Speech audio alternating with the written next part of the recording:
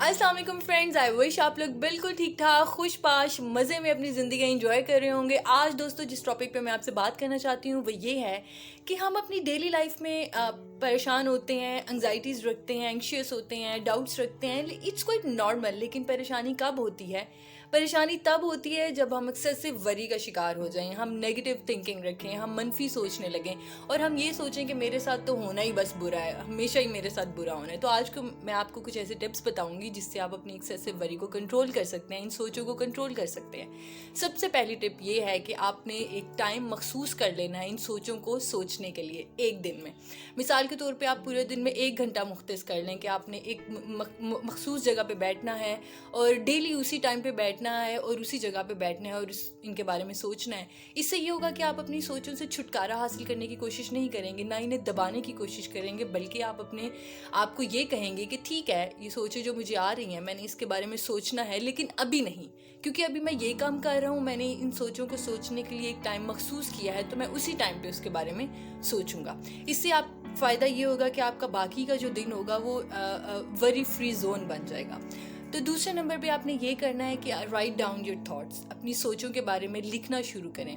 आपके जहन में अगर कोई सोच आई है तो आप उसका एक ब्रीफ नोट बना लें और ख़ुद को ये कहते रहें कि ठीक है, मैं इसके बारे में सोचूंगा, लेकिन अभी नहीं, क्योंकि मैंने एक मखसूस टाइम सेट किया हुआ है, मैंने उसी टाइम पे बैठ के इसके बारे में सोचना है।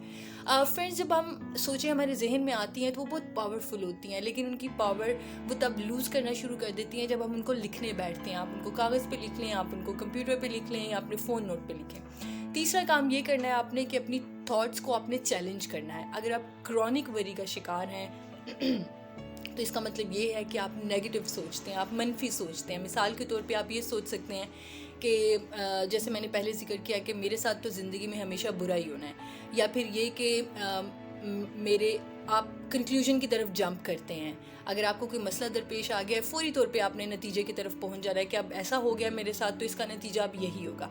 या फिर आप खुद को बहुत अंडर एस्टिमेट करते हैं, अपनी सलाहियतों को आप पहचानते नहीं हैं। तो अपनी वरीज, अपनी थॉट्स को आप चैलेंज करें। खुद से ये सवाल पूछें कि क्या मैं वाकई, मुझे खुद को इतना अंडर एस्टिमेट करना चाहिए? क्या पास्ट में मेरी कोई अचीवमेंट नहीं है कि अगर मेरे पास अभी ये प्रॉब्लम आ गई है तो कि मैं इसको बिल्कुल भी सॉल्व नहीं कर सकता? या फिर अपने आप से ये सवाल करें कि हालात क्या वाकई इतने ख़राब हैं जितना मैं सोच रहा हूँ, या बस मुझे ही लग रहा है? हो सकता है हालात इतने ख़राब ना हो। तो अपनी थॉट्स को इस तरीके से चैलेंज करें, उनके बिल्कुल ऑपोजिट सोचें। तीसरा काम उसके बाद दोस्तों आपने ये करना है, मैं हमेशा अपनी वीडियोस में कहती हूँ और चीज़ को प्रमोट भी करती हूँ कि आप एक्सरसाइज करें, एक्टिव रहें। एक्सरसाइज जो है वो एंटी एंग्जाइटी एक ट्रीटमेंट है, आप इसको यूँ कह लीजिए। जितना आप चलते हैं आपकी बॉडी में से इंडोर्फिन्स रिलीज़ होते हैं और वो आपको खुशी की तरफ लेके जाते हैं, और आप जितना खुश रहते हैं, मनफी सोचें आपके जहन से निकल जाती हैं। ये आपकी हेल्थ के लिए भी बहुत अच्छा है, फिज़िकल हेल्थ के लिए भी और आपकी इमोशनल हेल्थ के लिए भी ये बहुत अच्छा है। मेडिटेट कर सकते हैं आप ऐसी एक्सरसाइज कर सकते हैं जिससे आपके मसल्स जो हैं वो रिलैक्स रहे। अपने खाने का भी बहुत ज़्यादा ख्याल रखिएगा। इसके बाद दोस्तों आपने ये करना है कि आपने बात करनी है, टॉक टू समवन, किसी ट्रस्टेड फ्रेंड से, किसी फैमिली मेम्बर से बात करें, लेकिन ये जहन में रखें कि जब आप बात करें तो किसी ऐसे इंसान से करें जो पहले से क्रॉनिक वरी का शिकार ना हो। मिसाल के तौर पे अगर आप अपनी वालदा के बहुत ज़्यादा करीब है, लेकिन आपने बचपन से उन्हें देखा है कि वो छोटी छोटी बातों में परेशान हो जाती हैं, अगरचे आप उनके बहुत ज़्यादा करीब है, लेकिन फिर भी ये अच्छा नहीं होगा कि आप अपनी वरीज़ के बारे में उनसे डिस्कस करें, क्योंकि वो ऑलरेडी इसी परेशानी का उन्हें सामना है। तो ऐसे लोगों का इंतखाब करें जो खुश रहते हैं, कम सोचते हैं, उनसे आप अपनी वरीज़ डिस्कस करें। सुनने में ये बहुत आसान लगता है कि हम दोस्तों से बात करें, इससे क्या होगा?